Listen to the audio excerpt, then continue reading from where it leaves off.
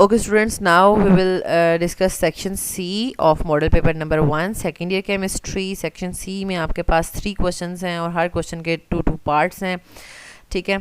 तो describe question number 3 का A part है, describe the peculiar behaviour of first member of alkaline earth metals, give 7 main differences.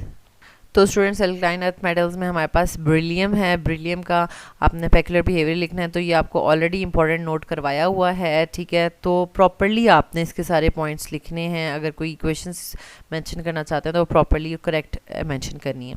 Then है question number 3 का B part, how does arrangement of electrons affect the magnetic properties of transition elements, how it can be calculated, calculate magnetic momentum of iron.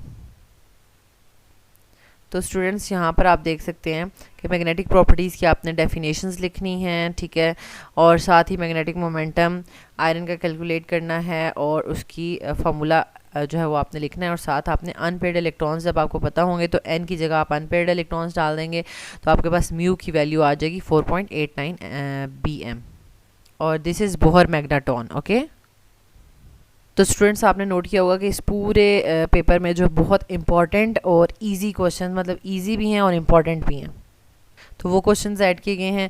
Next है question number 4 का A part, define isomerism, make all the possible structural isomers of this, classify each giving IUPAC names. ये आपके पास जो है वो एक oxygen है, तो देखें अब आपके पास ये दोनों तरीके के बना सकता है, ये अल्कोहल भी में भी कन्वर्ट हो सकता है और आप इससे जो है वो ईथर का कोई स्ट्रक्चर भी बना सकते हैं। तो आप जब इसके आइसोमर्स बनाएंगे तो आपके पास दोनों फंक्शनल ग्रुप्स शो होंगे, ठीक है। तो आप यहाँ पर नोट कर लें, सोल्यूशन में आइसोमेरिज्म की डेफिनेशन लिखी हुई है। देन ये देखें अल्कोहल्स के 4 अल्कोहल्स के आइसोमर्स बने हैं और 3 ईथर्स के अल्कोहल्स बने हैं और सब के नेम लिखे हुए हैं यहाँ पर, ठीक है। आयोपैक नेम्स भी लिखने हैं। नेक्स्ट आपके पास आ जाएगा क्वेश्चन नंबर 4 का B part, and what are possible products formed when formaldehyde reacts with the following reagents.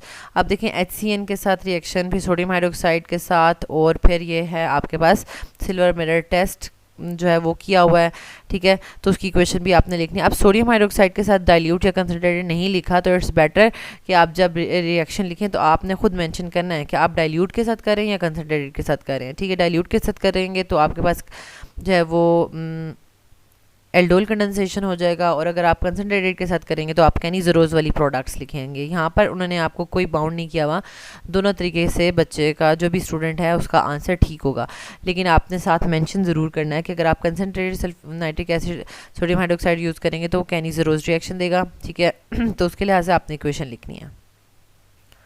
Last में आपके पास है क्वेश्चन नंबर 5 का A part, what is beta elimination reaction, explain reaction mechanism for the unimolecular and bimolecular elimination reactions of RX। यहाँ पर आपको journal जो है वो मैकेनिज्म लिखने के लिए कह दिया, कोई भी आपको मॉलिक्यूल यानी 3 कार्बन 4 कार्बन ऐसे नहीं दिया हुआ, ठीक है। आपने बीटा एलिमिनेशन रिएक्शन की जो है वो डेफिनेशन लिखनी है। आप E1 E2 वाले जो है वो वीडियोस देख सकते हैं, उसमें आपको प्रॉपर्ली बताया हुआ है कि आपने किस तरीके से इसको अटैम्प्ट करना है, और जर्नल मैकेनिज्म्स आपने लिखने हैं यूनिमोलिकुलर और बायोमोलिकुलर रिएक्शंस के, ओके। यहाँ पर देख सकते हैं बीटा एलिमिनेशन का डेफिनेशन है, फिर E2 मैकेनिज्म है, फिर E1 मैकेनिज्म लिखा हुआ है, ठीक है। उसमें 2 स्टेप में होगा आपके पास, और इस तरीके से ये आंसर आ जाएगा।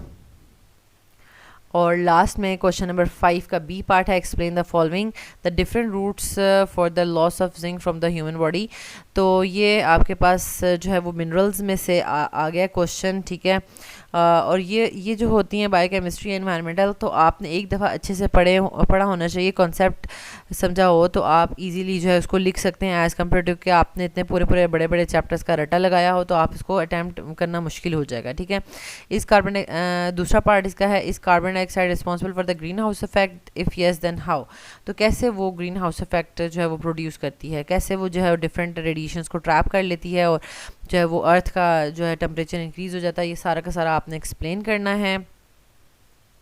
तो यहाँ पर देखें ये 3 जो है वो रूट्स लिखे हुए हैं for the elimination of zinc, और दूसरा जो है 3 लाइनों में लिखा हुआ है कि कार्बन डाइऑक्साइड जो है वो किस तरह से रेडिएशंस को ट्रैप कर लेती है और जो है वो अर्थ का टेम्परेचर इंक्रीज़ हो जाता है, ठीक है।